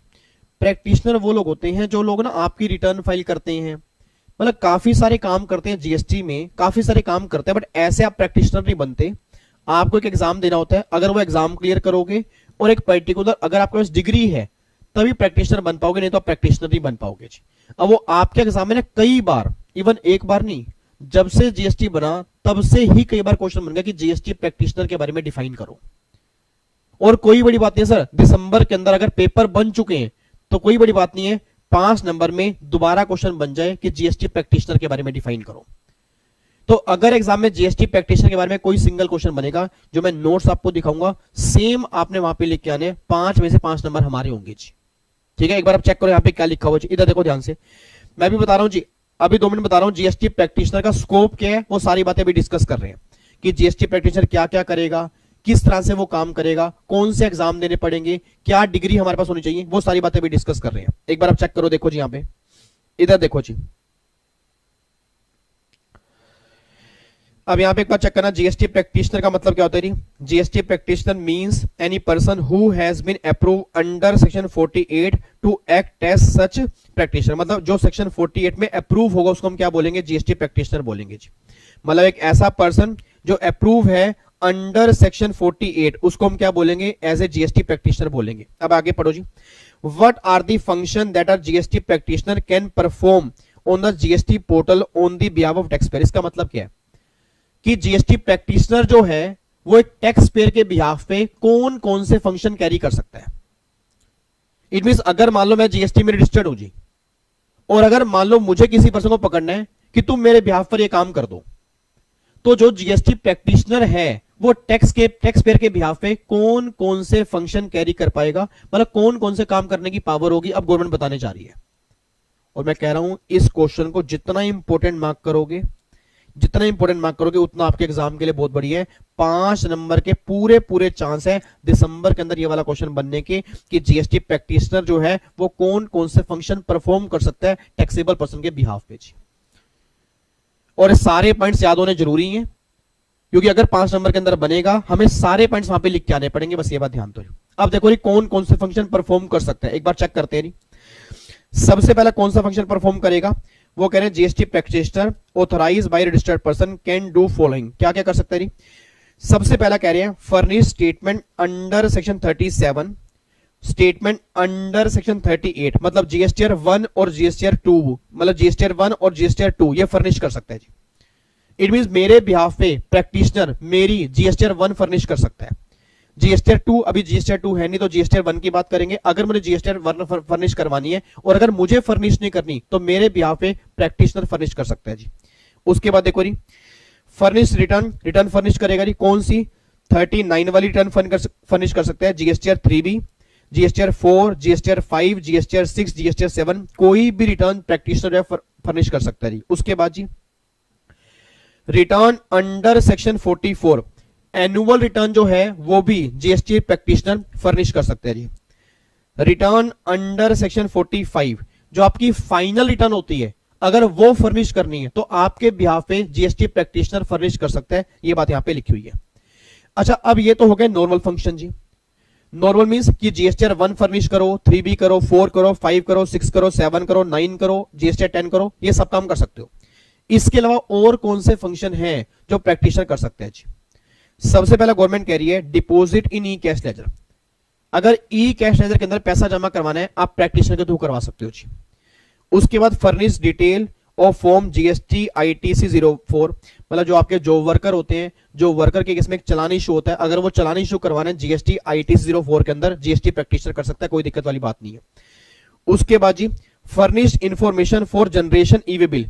अगर ईवे बिल जनरेट करना है जी, मैं दोबारा बोल रहा हूं, अगर ईवे बिल जनरेट करना है तो ईवे बिल जो है जीएसटी प्रैक्टिशनर जनरेट कर सकता है, कोई दिक्कत वाली बात नहीं है।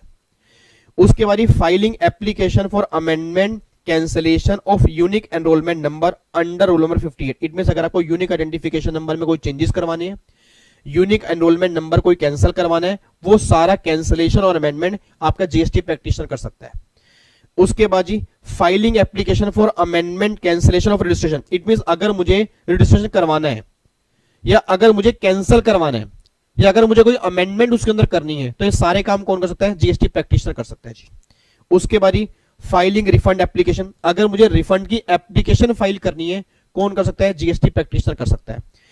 फाइलिंग इंटीमेशन टू पे टैक्स अंडर सेक्शन 10 और विड्रॉ। इट मींस अगर मुझे कॉम्पोजिट स्कीम में टैक्स पे करना है या कॉम्पोजिट स्कीम मुझे विड्रॉ करनी है, ये सारी जो फॉर्मेलिटी है ये कौन कर सकता है? GST practitioner. तो सिंपल सी बात कह रहा हूं, आज 9 काम ऐसे हैं जो जीएसटी प्रैक्टिशनर कर सकता है। ये क्वेश्चन इंपॉर्टेंट क्यों है?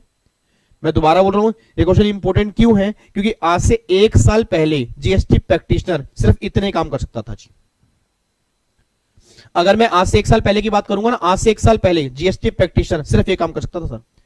अब जो भी आपके अदर फंक्शंस है ना, जितने भी आपके अदर फंक्शंस हैं, ये गवर्नमेंट ने अभी डिफाइन किए हैं।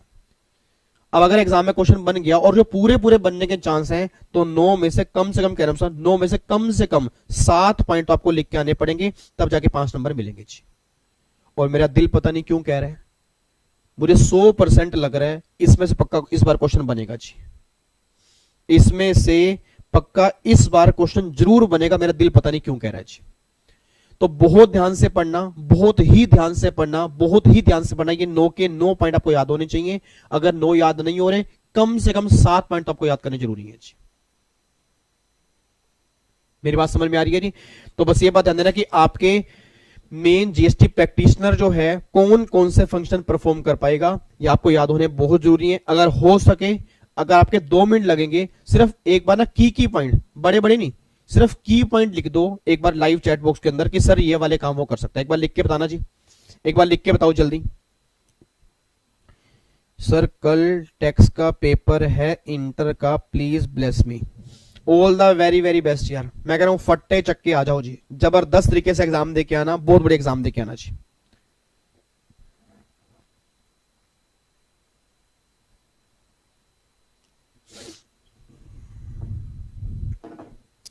सर आ जाए तो अच्छा है। छाया ये मत देखो लास्ट 2 बार से क्या आ रहा है क्या नहीं आ रहा है, सब बेकार की बातें। आपको देखना ही नहीं लास्ट 2 बार से क्या आ रहा है नहीं आ रहा। हमें तैयारी करके जानी है। मैं इसलिए इंपोर्टेंट कह रहा हूं क्योंकि प्रैक्टिकल लाइफ में जीएसटी प्रैक्टिशनर बहुत मतलब अच्छा कॉन्सेप्ट है, और उम्मीद करूंगा आपके इस बार के एग्जाम के अंदर बनना चाहिए। बाकी मुझे नहीं पता बनेगा नहीं बनेगा, उम्मीद करूंगा बनना चाहिए। बहुत बढ़िया है, वेरी गुड। जबरदस्त, ग्रेट यार, आपको तो भी याद हो गए। मनिंदर कमाल करता जी, बहुत बढ़िया, फट्टे चकते जी, बिल्कुल एकदम नजारे आगे जी, वेरी गुड यार। एक बच्चा तो कह रहा है, कहता यार देख, देखो बताऊं, देख विवेक सर कितने पागल हैं, सामने खोल रखे हैं हमारे, हम देख देख के आंसर दे रहे, सर ने पता ना लग रहा कि हम के कारण लाग रहे, और यहां पे हम देख देख के सारे आंसर दे रहे हैं और सर को लग रहा है हम आंसर दे रहे। नालायक हो आप, अगर आप ये देख के आंसर दे रहे हो तो आप नालायक बच्चे हो। बिना देखे आंसर दे रहे हो, बिना देखे आंसर दो ना, ठीक है जी। चलो बहुत बढ़िया जी, वेरी गुड जी, ग्रेट ग्रेट। इधर देखो ध्यान से, अब प्लीज ध्यान सुना। अब अगर एग्जाम में, नो सर देख के नहीं दे रहे, याद हो गया है, ओ माय गॉड, बहुत बढ़िया जी, वेरी गुड जी, ग्रेट यार। अब एक बार मुझे फटाफट सोच के बता दो, सोच के बता दो, अगर हमारे एग्जाम में क्वेश्चन बन गया जी, हेलो, अगर हमारे एग्जाम में क्वेश्चन बन गया, अगर हमारे एग्जाम के अंदर क्वेश्चन बन गया कि जीएसटी प्रैक्टिशनर कौन कौन से फंक्शन परफॉर्म करता है, मैं दोबारा कह रहा हूं, अगर हमारे एग्जाम में क्वेश्चन बन गया कि जीएसटी प्रैक्टिशनर कौन कौन से फंक्शन परफॉर्म करता है, तो क्या अब आप 7 पॉइंट लिख के आ सकते हो, नहीं लिख के आ सकते जी? यस या नो जी? यस आप लिख के आ सकते हो जी, बहुत बढ़िया जी, वेरी गुड जी। तो बस कुछ नहीं करना जी, ये सारे पॉइंट्स हैं आपके। सर भगवान करे ये क्वेश्चन आ जाए, भगवान करेगा ये क्वेश्चन पक्का आ जाएगा, ठीक है। अब आगे बढ़ते हैं जी, हाँ बिल्कुल, 5 नंबर हमारे जी, बहुत बढ़िया। बच्चे कह रहे 9 के 9 लिख के आएंगे, वेरी गुड जी। अभी तो देखो जी, अब अगला इंपॉर्टेंट क्वेश्चन जी, अगर वो नहीं बनेगा ना, अगर वो वाला क्वेश्चन नहीं बनेगा जी, स्वाति कह रही कौन सा चैप्टर चल रहा है? स्वाति ये चैप्टर चल रहा है हमारा, क्या नाम है उसका, ये चैप्टर हमारा पता कौन सा चल रहा है? ये ड्राफ्टिंग का चैप्टर नंबर 2 चल रहा है हमारा, ये ड्राफ्टिंग का चैप्टर नंबर 2 चल रहा है। नालायक, चैप्टर कौन सा चल रहा है? टैक्स का चैप्टर चल रहा है, हाँ। इधर देखो ध्यान से जी, हाँ देखो कितना बढ़िया आंसर दिया, रामायण का अध्याय 4 चल रहा है। एक बच्चा कह रहा है रामायण का अध्याय 4 चल रहा है। इधर देखो ध्यान से, वापिस आओ जी। अच्छा, अब अगर वो वाला क्वेश्चन नहीं बना जी, अगर आप सुनो ध्यान से, अभी आया ना हंसना क्या है? स्वाति अभी आई ना बोलो, अभी आई ना, अभी आया ना नहीं, अभी आई ना, हंसना क्या है? हंस नहीं रहे, ये नालायक बच्चे हैं, इनके हंसने में मत जाया करो, इतनी बातें दिल पे मत लिया करो, ये नालायक बच्चे हैं। वे तो हंस रहे हैं वैसे, वो बच्चा बुरा मान गया, बच्चा कह रहा हंस क्यों रहे हैं सर? नहीं नहीं नहीं नहीं, ये तो गलत बात है। और मेरे बच्चे वो वैसे ये हंसते रहते हैं, छोड़ो ना, ये बेकार की बातें हैं। इधर देखो ध्यान से, ये सब नालायक बच्चे हैं, इनकी बातें दिल में मत लिया करो। आपसे भी नालायक बच्चे हैं, मैं भी नालायक हूं, ये देखो सब नालायक बच्चे हैं। हाँ आगे आओ जी, फटाफट से आओ जी। इधर देखो ध्यान से जी। अच्छा अब सुना ध्यान से, मैं कहना क्या चाह रहा हूं, एक बार अब ये खुशी वाले आंसू बंद करोगे? एक बार ये आंखों से आप पानी गिर रहे हो, अगर आप आंखों से पानी, इसको बंद कर दो एक बार, यूट्यूब पे बाढ़ आ जाएगी, नालायक को पानी की बाढ़ आ जाएगी, बंद कर दो। पानी वैसे बहुत कम है, तुम आंखों से पानी निकाल रहे हो। बच्चे गुस्सा आ गया।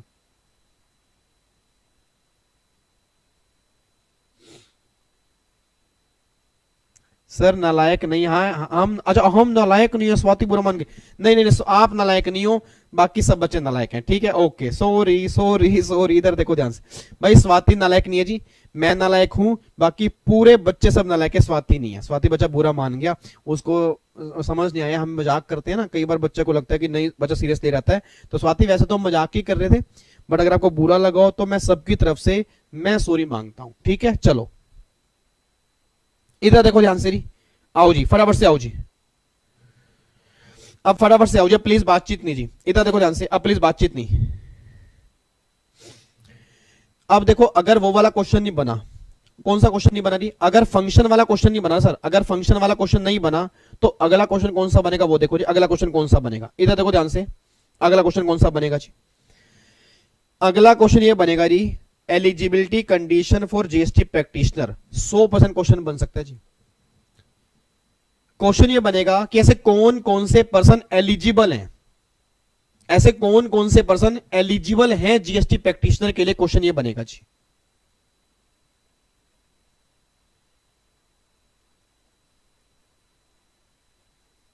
मेरी आवाज आ रही है जी? पलक, अगर आपको आईटीसी के बारे में डाउट है तो हमने अभी सारे फॉर्मूले किए हैं। आई थिंक आप पहली बार ज्वाइन कर रहे हो या लेट ज्वाइन कर रहे हो। ऑलरेडी हम सारे आईटीसी के रूल्स कर चुके हैं। आप एक बार इससे पहले वाली वीडियो देख लेना, आपको समझ में आ जाएगा जी। ठीक है, इधर देखो ध्यान से, इधर देखो। अब वापिस आओ जी। मयंक शांत हो जाओ यार, रुको नालायक, रुको। इधर देखो ध्यान से। अब यहाँ पे अगर एग्जाम में क्वेश्चन बनता है एलिजिबिलिटी कंडीशन की, कौन कौन से पर्सन एलिजिबल हैं जी, कौन कौन से पर्सन एलिजिबल है, एक बार चेक करना कौन कौन से पर्सन एलिजिबल है जी। A person can apply for enrolment as GST practitioner. कौन कौन से एलिजिबल है? सबसे पहली बात, एक तो वो इंडियन सिटीजन होना चाहिए जी। मतलब अगर कोई पर्सन जीएसटी प्रैक्टिशनर बनना चाहता है जी, अगर कोई पर्सन जीएसटी प्रैक्टिशनर बनना चाहता है तो पहली कंडीशन क्या है जी? एक तो वो इंडियन सिटीजन होना चाहिए, और दूसरी कंडीशन वो पागल ना हो। दूसरी कंडीशन क्या है? वो पागल ना हो। पागल मींस क्या है जी? वो इंडियन सिटीजन है और is a person of sound mind. Sound mind मतलब उसका दिमाग सही से काम कर रहा हो। उसके बाद जी, is not adjudicating as instalment, वो इंस्टॉलमेंट ना हो, और is not convicted by any competent court, मतलब किसी कोर्ट के द्वारा दोषी करार ना दिया गया। एक बार दोबारा बोला, चार कंडीशन कौन कौन सी? जल्दी बोलो फटाफट से। इधर देखो ध्यान से, चार कंडीशन कौन कौन सी आ रही, फटाफट से बोलो। चार कंडीशन कौन कौन सी? सबसे पहली कंडीशन क्या निकल के आ रही है? वो इंडियन सिटीजन होना चाहिए। दूसरी कंडीशन, वो पागल इंसान नहीं होना चाहिए। तीसरी कंडीशन, वो इंसॉल्वेंट नहीं होना चाहिए। और चौथी कंडीशन, कोर्ट ने उसको दोषी करार ना दिया हो। ये चार कंडीशन सेटिस्फाइड होनी चाहिए। अच्छा, इन चारों कंडीशन के साथ साथ ना, इन चारों कंडीशन के साथ अब कुछ बातें बोलने जा रहा हूं। इनमें से कोई एक कंडीशन और भी सेटिस्फाइड होनी चाहिए। ये चार कंडीशन तो सेटिस्फाइड होनी चाहिए जी, और जो अब बातें बोलने जा रहा हूं उनमें से कोई एक कंडीशन भी सेटिस्फाइड होनी चाहिए। अगर वो कंडीशन सेटिस्फाइड होंगी फिर जाके वो जीएसटी प्रैक्टिशनर के एलिजिबल बनेगा, नहीं तो एलिजिबल नहीं बनेगा जी। अब एक बार चेक करना जी। देखो जी, सबसे पहला, satisfy any one of the following condition. अब पहला गवर्नमेंट कह रही है he is retired officer of commercial tax department of any state government और रिटायर्ड ऑफिसर ऑफ सीबीआईसी। मतलब या तो वो क्या हो, कमर्शियल टैक्स डिपार्टमेंट का कोई रिटायर्ड ऑफिसर हो, या सीबीआईसी का कोई रिटायर्ड ऑफिसर हो। एक तो ये हो सकता है जी। उसके बाद जी, he has enrolled as sale tax practitioner, या वो सेल टैक्स प्रैक्टिशनर की तरह एनरोल रह चुका हो। उसके बाद TRP under old law for 5 year, मतलब जो पुराने लॉ थे, फॉर एग्जांपल सर्विस टैक्स हो गया, एक्साइज हो गया, उसमें कॉन्सेप्ट था टीआरपी का। अगर आप पुराने लॉ में टीआरपी थे, अगर आप ओल्ड लॉ में टीआरपी थे, तो जीएसटी में आप जीएसटी प्रैक्टिशनर बन सकते हो। अब हमारे काम की बात आ गई, अब हमारे काम की बात आ गई। ही हैज पास ग्रेजुएट और post graduate degree from Indian universities. मेरे ख्याल से जितने बच्चे मेरी फैमिली के सामने बैठे हैं सब, हमने बीकॉम की हुई है, हमने अगर एमकॉम की हुई है। अगर हमने बीकॉम एमकॉम की हुई है तो हम क्या बन जाएंगे? जीएसटी प्रैक्टिशनर के एलिजिबल बन जाएंगे। एक बच्चा कहता है नहीं नहीं नहीं सर, हमने कोई बीकॉम वीकॉम नहीं की, हमने बीकॉम की नहीं है, हमने एमकॉम की नहीं है, हम तो सिर्फ सीएस कर रहे हैं जी।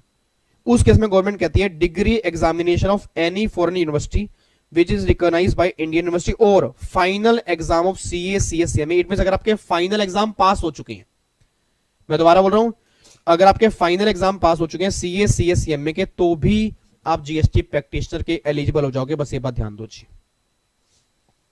बस सिंपल सी बात है। अब जितने बच्चे यहाँ पे सामने बैठे हैं, अगर उन्होंने बीकॉम एमकॉम की है तो सब एलिजिबल बन जाएंगे। अगर बीकॉम एमकॉम नहीं की, वो एलिजिबल बन सकते हैं कब? अगर वो इनके फाइनल एग्जाम पास कर देंगे तो वो क्या बन जाएंगे? एलिजिबल बन जाएंगे। एक बार मुझे फटाफट से बोलो जी, कौन कौन एलिजिबल बन गया जी? जल्दी बोलो। अगर हम जीएसटी प्रैक्टिशनर बनना चाहते हैं, हेलो, बिल्कुल जी। पलक कह रही है सर हम क्या करवा दें? बिल्कुल करवा दो जी, बट अभी नहीं, पहले एग्जाम दो उसके बाद करवाना। पहले अपने सीएस के एग्जाम दो उसके बाद करवाना जी। नसीम रुक जाओ। अब देखो मुद्दा पता क्या छेड़ेगा? बच्चा कह रहा है 1 मिनट रुको सर, चैप्टर बीच में रोक दो, आप इस बात पे मुद्दा छेड़ लो, डिस्कस इस बात पे करो क्या हम जीएसटीपी बने या ना बने। और इधर देखो ध्यान से नालायक, मतलब इधर पहले पढ़ने वाला काम करो। जीएसटीपी बाद में बनने के, पहले एग्जाम क्लियर कर लें सीएस वाले, उसके बाद जीएसटीपी देख लेंगे। सर सीएस की डिग्री बहुत बड़ी होती है, क्या जीएसटीपी के पीछे पड़ गए? 10-15 हजार 20 हजार रुपए की जॉब मिलेगी, लाखों रुपए का पैकेज। सोचो आप पूरे विश्व के महाज्ञानी बनने वाले हो, क्या जीएसटीपी की बात कर रहे हो? इधर देखो ध्यान से, फटाफट से मुझे बताओ जी, कौन कौन से पर्सन एलिजिबल बनेंगे जी? कौन कौन से पर्सन एलिजिबल बनेंगे? इंडियन सिटीजन होने चाहिए, साउंड माइंड होने चाहिए जी, इंसॉल्वेंट ना हो और कन्विक्टेड ना हो।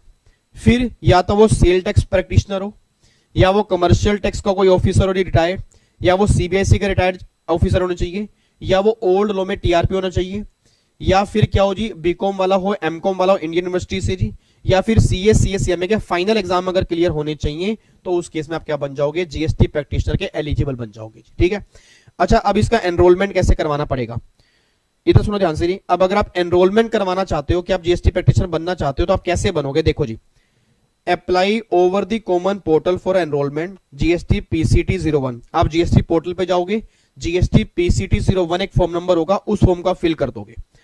प्रॉपर ऑफिसर मतलब डिपार्टमेंट क्या करेगा, department check eligibility of person for enrolment of GST. Department जो करेगा वो एलिजिबिलिटी चेक करेगा जी, डिपार्टमेंट आपकी एलिजिबिलिटी चेक करेगा कि यस आप एलिजिबल हो भी या नहीं हो। अगर आप एलिजिबल हो तो फिर क्या होगा, issuance of enrolment certificate GST PCT 2, फिर वो एनरोलमेंट सर्टिफिकेट इशू कर देगा जीएसटी पीसीटी 02 के अंदर। Enrolment is permanent unless cancer. जो आपको जीएसटी प्रैक्टिशनर की एनरोलमेंट मिलेगी जी, मैं दोबारा बोल रहा हूं, जो जीएसटी प्रैक्टिशनर की एनरोलमेंट मिलेगी ना वो आपकी परमानेंट होगी अनलेस, जब तक आप कैंसिल नहीं करवाते। बच्चा कह रहा है सर एक बार दोबारा से, अगर आप सारी कंडीशन सेटिस्फाइड कर देते हो तो आप एलिजिबल हो जाओगे।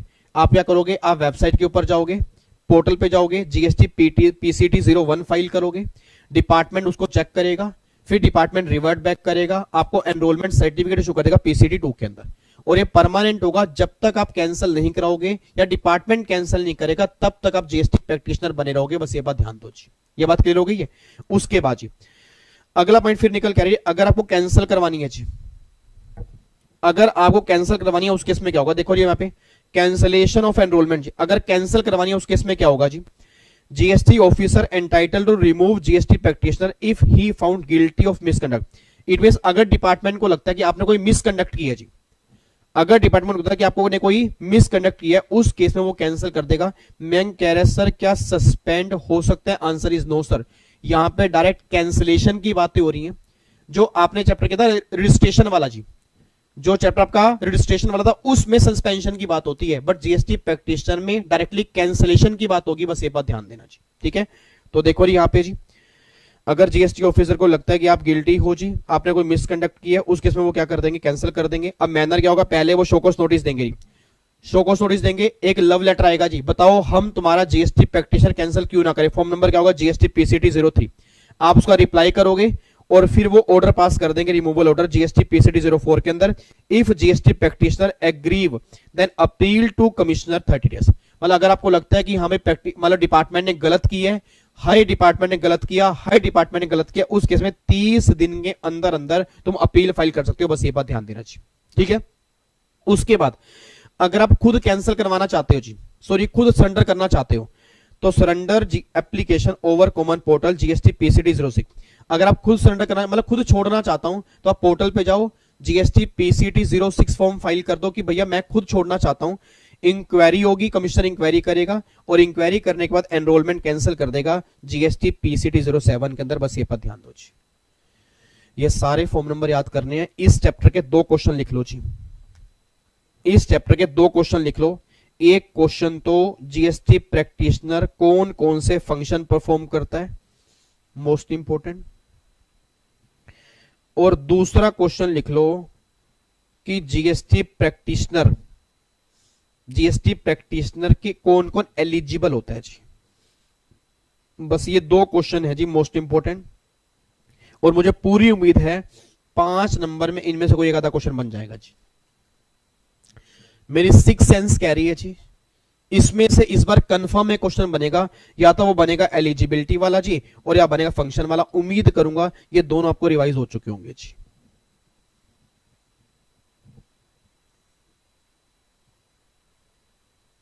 डन है जी, ओके है जी, चले जी। अब यहां तक कोई दिक्कत तो नहीं है, चलो बहुत बढ़िया जी, वेरी गुड जी। तो फाइनली 2 टॉपिक हमने रिवाइज कर लिए जी। एक तो हमने टॉपिक रिवाइज कर लिया रिटर्न वाला, और एक टॉपिक हमारा हो चुका है जीएसटी प्रैक्टिशनर वाला जी, ये हमारा हो चुका है जी। डन, पक्का पक्का आगे बढ़ सकते हैं। चलो वेरी गुड जी, बहुत बढ़िया जी, वेरी गुड पलक, वेरी गुड, कमाल कर दिया जी, ओए होए। चलो इधर देखो ध्यान से जी, इधर सुनना। अब जो अगला टॉपिक हम रिवाइज करने जा रहे हैं वो हमारा है जी प्लेस ऑफ सप्लाई का जी। अच्छा, प्लेस ऑफ सप्लाई जो है ना, हम पता कहां से रिवाइज करेंगे जी।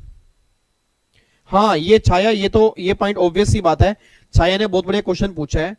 मतलब छाया कह रही है सर जैसे मान लो जीएसटी प्रैक्टिशनर हमारे बिहाफ पे काम करता है और अगर कल उसने कोई गलती कर दी, भाई जीएसटी प्रैक्टिशनर ने हमारी रिटर्न फाइल की, जीएसटी प्रैक्टिशनर ने हमारा कोई रिफंड क्लेम किया और उसमें कोई गलती हो गई और कल डिपार्टमेंट को लगा भाई गलती है, तो क्या डिपार्टमेंट प्रैक्टिशनर को पकड़ेगा या हमें पकड़ेगा? सर वो हमें पकड़ेगा, वो प्रैक्टिशनर को नहीं जानता।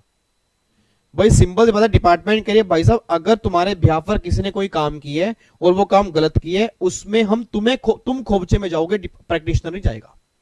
ये बात ना शायद मैंने आपको बताई नहीं है या मैं बताना भूल गया हूं, पता नहीं। ये बात बहुत इंपॉर्टेंट है।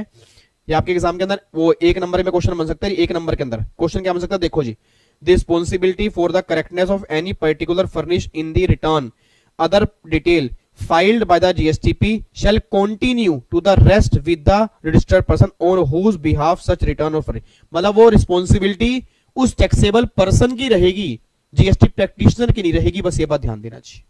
तो बहुत बढ़िया, वेरी गुड जी, जबरदस्त।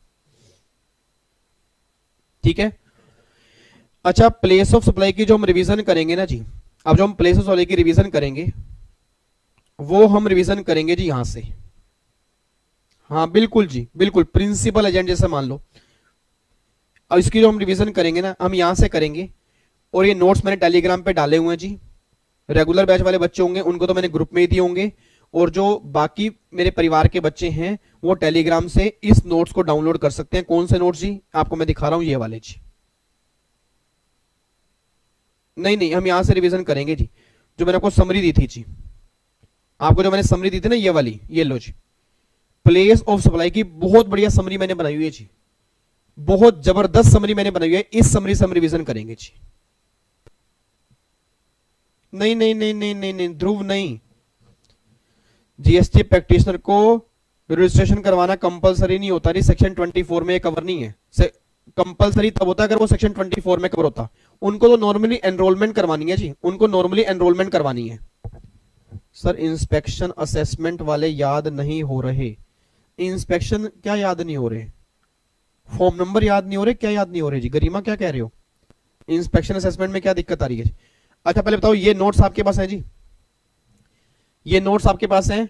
जिन लोगों के पास है हम इससे रिवीजन करेंगे और अगर नहीं है तो एक बार टेलीग्राम पे जाना, वहां से आप डाउनलोड कर लेना जी। हम रिवीजन प्लेस ऑफ प्ले की यहां से करेंगे जी।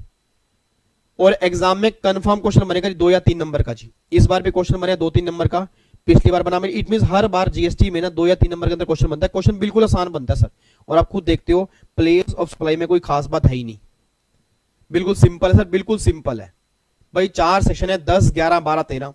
10 और 11 गुड्स वाले केस में, 12 और 13 सर्विस वाले केस में। अब 10 नॉर्मल केस में, 11 इंपोर्ट एक्सपोर्ट वाले केस में, 12 एप्लीकेबल कब होगा? अगर कोई सर्विस जिसमें सप्लायर और रिसीवर अगर दोनों इंडिया के होंगे उस केस में 12 एप्लीकेबल होगा। और अगर दोनों में से कोई एक बाहर का होगा, दोनों ही बाहर के होंगे, उस केस में 13 एप्लीकेबल होगा। ये सारी बातें हमें यहां पे करनी है। ठीक है सर, किस नाम से है? प्लेस ऑफ सप्लाई समरी के नाम से है जी।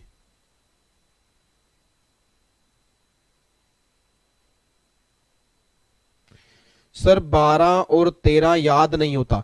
अगर आप यहां से पढ़ लोगे ना सर, इस अगर समरी से पढ़ लोगे 100% आपको याद हो जाएगा जी। कुछ नहीं करना, बस 1-2 बार देखो। अभी हम रिवीजन करेंगे ना, तुरंत याद होगा जी, तुरंत याद होगा, एकदम याद होगा जी। अभी हम रिवीजन करेंगे, तुरंत आपको याद होगा जी। ठीक है, क्या चक्कर है? ऑफलाइन शो कर रहा है, यहां पे मैं ऑनलाइन शो कर रहा हूं।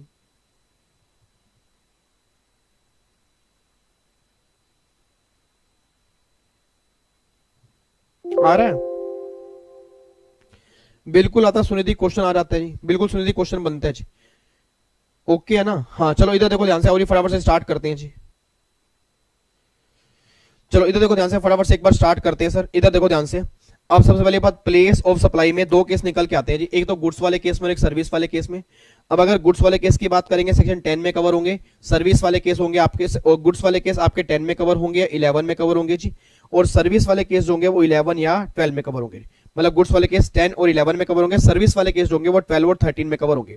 अब नॉर्मल केस की बात करते हैं, सेक्शन 10 की बात करते हैं। याद करो मैंने क्लास में कहा था कि अगर आपने गुड्स की सप्लाई की है जी, मैं दोबारा बोल रहा हूं, अगर आपने गुड्स की सप्लाई की है, उस सप्लाई के अंदर मूवमेंट इन्वॉल्व करता है जी। याद करो, आपको मैंने क्लास के अंदर कहा था सर, अगर आपने कोई गुड्स की सप्लाई की है, उस सप्लाई के अंदर मूवमेंट इन्वॉल्व करता है। अब मूवमेंट इन्वॉल्व करने का मतलब क्या है, सामान साथ में या सामान बाद में, बता दो यार। अगर मूवमेंट इन्वॉल्व करता है तब सामान साथ में होगा बाद में होगा, बाद में होगा ना, उस केस में जो डेस्टिनेशन पॉइंट होगा ना वो तुम्हारा पीओएस निकल के आएगा जी। एक बार मैं दोबारा बोल रहा हूं जी, एक बार दोबारा बोल रहा हूं, सप्लाई इन्वॉल्व, हाँ जी, अगर ध्यान सुना जी, अगर सप्लाई के अंदर मूवमेंट इन्वॉल्व करता है मतलब सामान बाद में आ रहा है, उस केस में ना गुड्स का डेस्टिनेशन पॉइंट जो होगा वो तुम्हारा पीओएस निकल के आएगा। तो इट मींस यहां पे क्या आ गया, डेस्टिनेशन पॉइंट निकल के आ गया जी, ठीक है। उसके बाद जी अगर बिल टू शिफ्ट वाला केस होगा, याद आ रहा है आपको बिल टू शिफ्ट वाला केस, मतलब सामान आपने परचेज किया, आपने कहा मेरी बजाय ना सामान उसको पहुंचा दो, तो अगर आपने मुझे डायरेक्शन दी है जी, मैं दोबारा बोल रहा हूं, अगर आपने मुझे डायरेक्शन दी है कि सामान वहां पहुंचा दो तो पीओएस क्या बनेगा, उसकी लोकेशन है आपकी, आपकी जिसने डायरेक्शन दी होगी, मैं दोबारा बोलूंगा जिसने डायरेक्शन दी होगी उसकी लोकेशन जो होगी ना वो पीओएस बनेगा, बस ये बात ध्यान देना चाहिए। तो देखो यहां पे क्या निकल के आ रहा है, location of first buyer, first buyer means क्या हो गया, जो एक्चुअल रेसिपिएंट हो गया, मतलब थर्ड पार्टी मींस जिसने डायरेक्शन दी होगी उसकी लोकेशन जो होगी वो पीओएस बनेगा, बस ये बात ध्यान दो।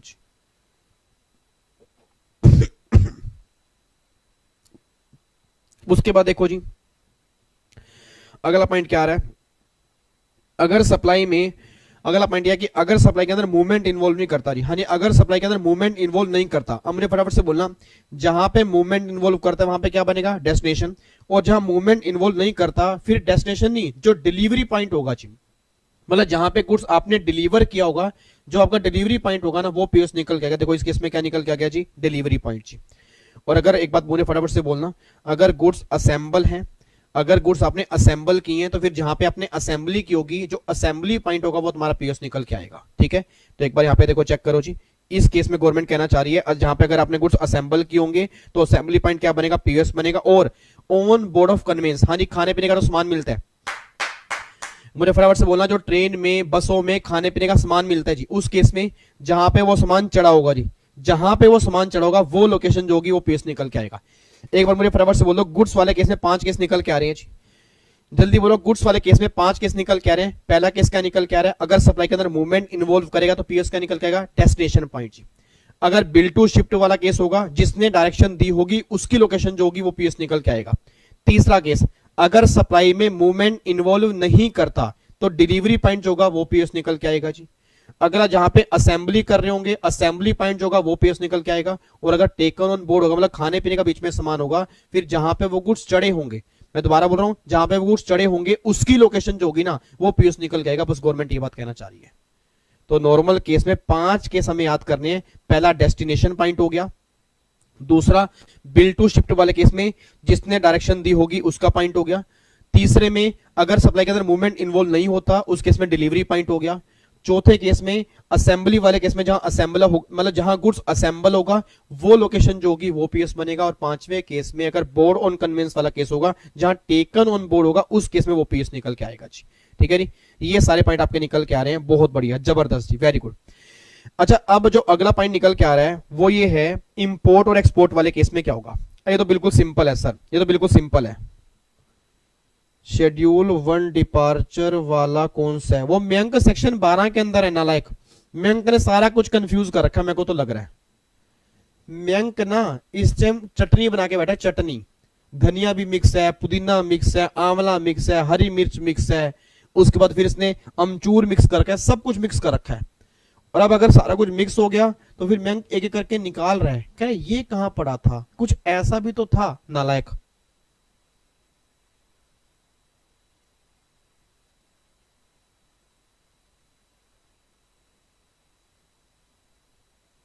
बिल्कुल जी। आगे आओ जी, एक बार फटाफट से आप गुड्स वाले केस में आओ जी, इंपोर्ट एक्सपोर्ट वाले केस में आओ जी। अब इंपोर्ट एक्सपोर्ट वाले केस में सिंपल सी बात है सर, इंपोर्ट वाले केस में क्या होगा, सिंपल सी बात है, इंपोर्ट वाले केस में हमें जीएसटी एप्लीकेबल करना है। अब अगर इंपोर्ट वाले केस में हमें जीएसटी एप्लीकेबल करना है तो लोकेशन ऑफ इंपोर्टर जो होगी जी, हाँ जी, इंपोर्टर की लोकेशन जो होगी वो पीएस बनेगा। और एक्सपोर्ट वाले केस में हमें कोई भी जीएसटी एप्लीकेबल नहीं करना जी, एक्सपोर्ट वाले केस में हमें कोई भी जीएसटी एप्लीकेबल नहीं करना, तो जो आउटसाइड इंडिया होगी वो लोकेशन जो होगी वो पीएस बनेगा, बस ये बात ध्यान दो जी। तो सिंपल सी बात है, इंपोर्ट एक्सपोर्ट वाले केस में कुछ खास है ही नहीं जी। सर मैं रिलेट करके पढ़ रहा था, ऐसे रिलेट करके नहीं पढ़ते नालायक, इससे कंफ्यूजन क्रिएट होती है। ठीक है जी, इससे कंफ्यूजन क्रिएट होती है, ऐसे नहीं करते। हाँ, अब मुझे फटाफट से बोलो, इंपोर्ट वाले केस में क्या होगा जी, इंपोर्टर की लोकेशन होगी। एक्सपोर्ट वाले केस में क्या होगा, बाहर, इंडिया से बाहर, उस केस में कोई भी जीएसटी एप्लीकेबल नहीं होगा। तो ये दो बातें हमने की हैं, 10 और 11। 10 एप्लीकेबल होगा नॉर्मल केस में, 11 एप्लीकेबल होगा इंपोर्ट और एक्सपोर्ट वाले केस में। ये बातें आपकी यहाँ पे निकल के आ रही है। उम्मीद करूंगा यहां तक बातें आपको क्लियर हो गई होंगी। अब जो अगला पॉइंट हमारा रह गया सर्विस वाले केस में रह गया जी। अब सर्विस